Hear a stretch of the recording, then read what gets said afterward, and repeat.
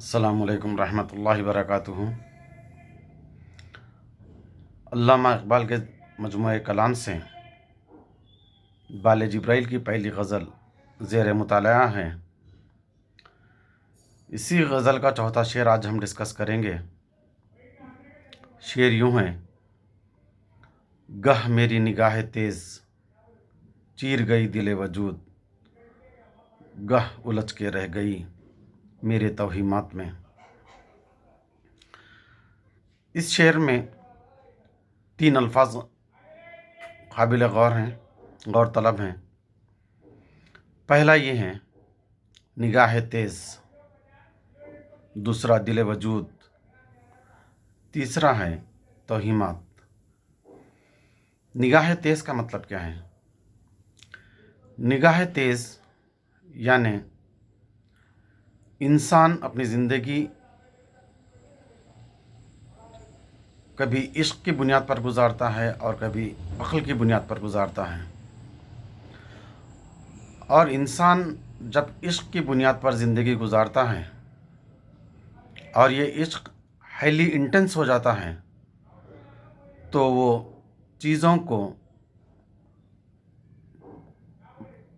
का मुताला बेहतर तौर से कर सकता है।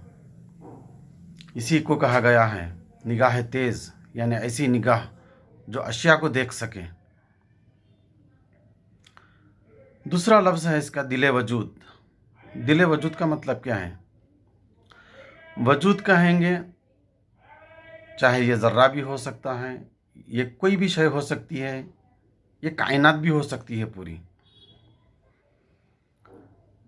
उस कायनात का दिल, ज़र्रे का दिल, हर अशिया का, हर शय का एक हार्ट, एक सेंटर होता है।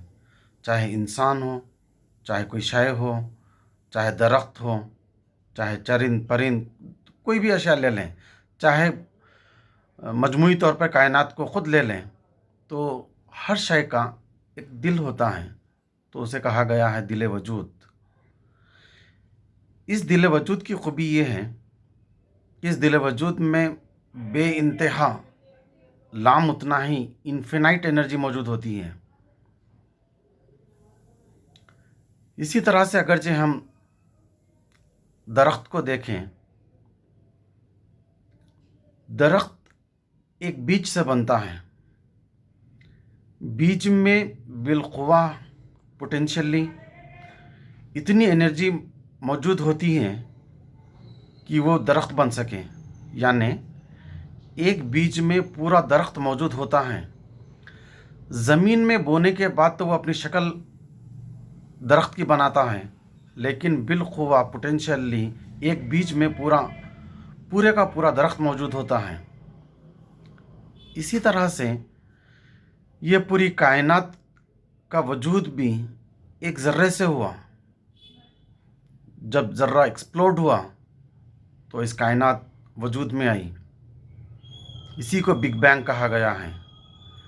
बिग बैंग थ्योरी के मुताबिक जब एक पार्टिकल एक्सप्लोड हुआ तो इनिशियली वो पूरा धुएं के मानिंद था, और उस कई हज़ार साल ठंडा होने के बाद ये प्लैनेट्स और तमाम चीज़ें आहिस्ता आहिस्ता वो शेप में आने लगी। यानी यहाँ पे दिल वजूद के ताल्लुक़ से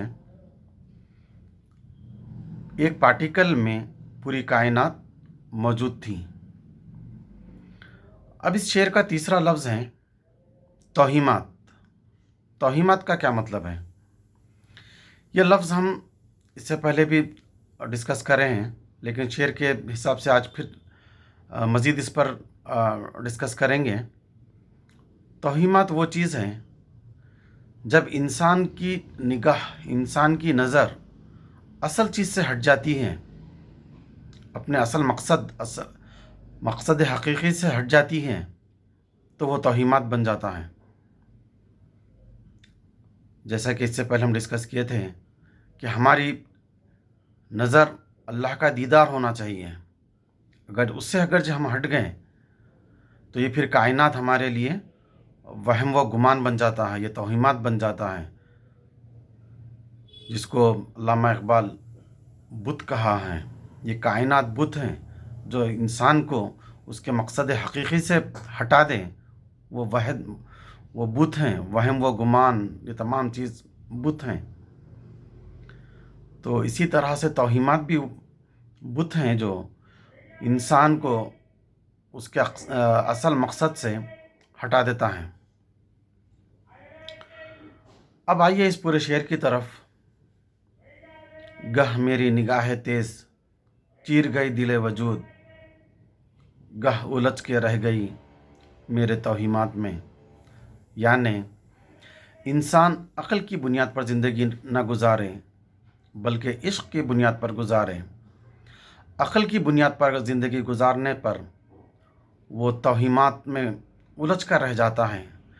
हमेशा हर जगह उसको खुद के नफ़ा, खुद का नुकसान, मी और माइन तक वो रुक जाता है और वो नफ़ा नुकसान को इवालुएट करने लगता है, उसी को कैलकुलेट करता है और उसी में उलझ कर रह जाता है। और ये अक़ल से आगे जब बढ़ जाता है तो इश्क होता है, और इश्क जब हाईली इंटेंस होता है तो हर शय का, जो भी शय उसके ज़ेर मुतालिया है, चाहे वो कायनात हो, चाहे वो कुरान हो, चाहे वो अपनी ज़ात हो, चाहे फिर खुदा का दीदार हो, कोई भी चीज़ हो, वो उस चीज़ को पा सकता है, उसकी असल तक पा सकता है, उसके हकीकी मकसद तक पा सकता है जब उसके पास इश्क हो। और इश्क भी अगरचे हाईली इंटेंस हो तो फिर वो उसकी जो मानवी हैसियत है, जो असल है, जो सेंटर है उसका, वो वहाँ तक पाता है। वरना वो फिर इंसान तौहीमात में रहकर जो उसका मकसद हकीकी नहीं था, उसी में उलझ कर इस दुनिया से चला जाता है। जज़ाकल्लाहु खैर। व आखिरु दावाना अनिल हम्दुलिल्लाहि रब्बिल आलमीन।